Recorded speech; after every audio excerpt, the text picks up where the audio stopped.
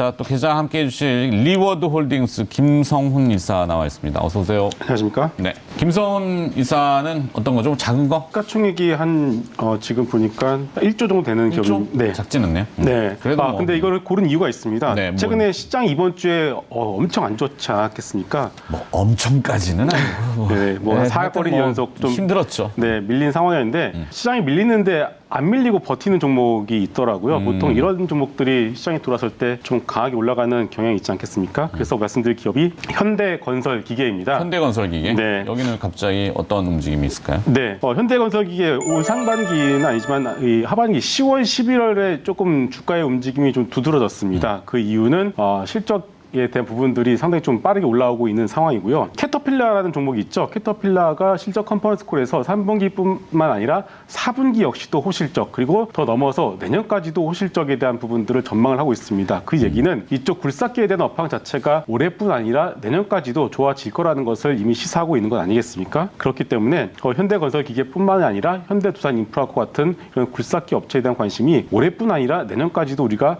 가져가야 되지 않나 싶어서 말씀을 드리고 있고요. 여기에 더해서 지금 이 주가의 상승만 놓고 봤을 때는 아마 네옴시티에 대한 부분들, 그리고 인도네시아의 인프라 투자에 대한 부분의 기대감이 약간은 들어간 것 같습니다. 그런데 여기에 전혀 반영되지 않는 것들이 하나 있습니다. 바로 중국 리오프닝에 대한 기대감입니다. 네. 중국 역시도 현재 지금 경기가 상당히 좀 안 좋은 상황이죠. 이것을 되살리기 위해서 여러 가지 부동산 정책들이 하나둘씩 나오고 있는 상황입니다. 회사 측에도 물어보니까 이 중국에 대한 실적 전망 갖다가 거의 하지 않고 있는 상황이더라고요. 근데 그런 상황에서 중국 쪽에 대한 실적이 더해지게 된다면은 지금 주가는 여기서 한 번 더 점프업 할 가능성이 상당히 높기 때문에 지금 자리에서도 눌림목을 이용해서 여러분들 한번 전고점 돌파를 노리고서 지금 주가 수준에서 한번 자리를 노려보셔도 좋을 것 같습니다. 네. 뭐 기사가 이제 연일 쏟아지고 있습니다만 대표이사의 그런 이슈 말고 위믹스에 대해서 회계 처리가 과연 어떻게 될 것인가. 그러면 이제 연말이 다가오면 회계 감사를 받아야 되잖아요. 이슈가 되지 않을까 싶기도 한데.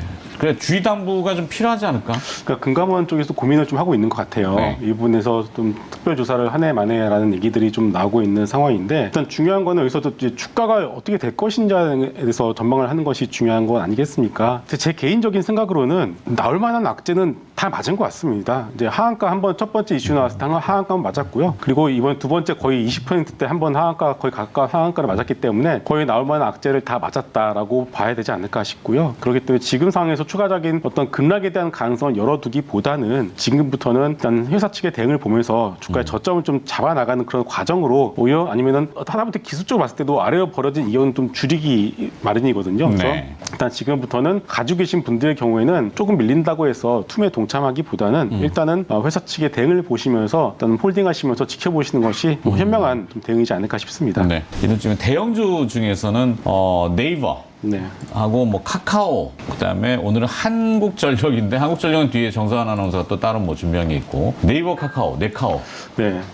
마찬가지로 네카오 역시도 이제는 바닥을 잡았다라고 저는 생각을 합니다. 최근에 보시면은 네카오뿐만 아니라 이 금리 인상 시기에 소위 피해주라고 불렸었던 바이오 섹터 역시도 돌아서는 모습이 나오고 있지 않겠습니까? 네. 금리 인상에 대한 어떤 정점기 이제는 거의 다 왔다라는 인식이 퍼지면서 그동안 많이 밀렸었던 네이버, 카카오 그리고 바이오 섹터에 대한 관심이 조금씩 확산이 되어 가고 있다. 성장주들. 그렇죠. 이런 흐름에서 여러분들이 지금의 상승을 이해를 하시면 될 것 같습니다. 네, 그렇지만 이제 네이버, 카카오를 보시기에는 바닥은 잡았다로 우리가 얘기를 할 수 있겠지만 이 무거운 거를 끌어올리는 거는 조금 어려운 것 같아요. 그렇기 때문에 지금 시장이 어디로 가냐? 바이오 섹터로 조금 이제 매기가 옮겨가는 듯한 모습이 나오고 있습니다. 그래서 일단 네이버, 카카오를 가지고 계신 분들의 경우에는 워낙에 위에 물려 계신 분들이 상당히 개인 투자자분들 사이에서는 많은데 지금 상황에 여러분들 좀 긴 호흡을 가지고서 가지고 가시는 것이 맞을 것 같고요.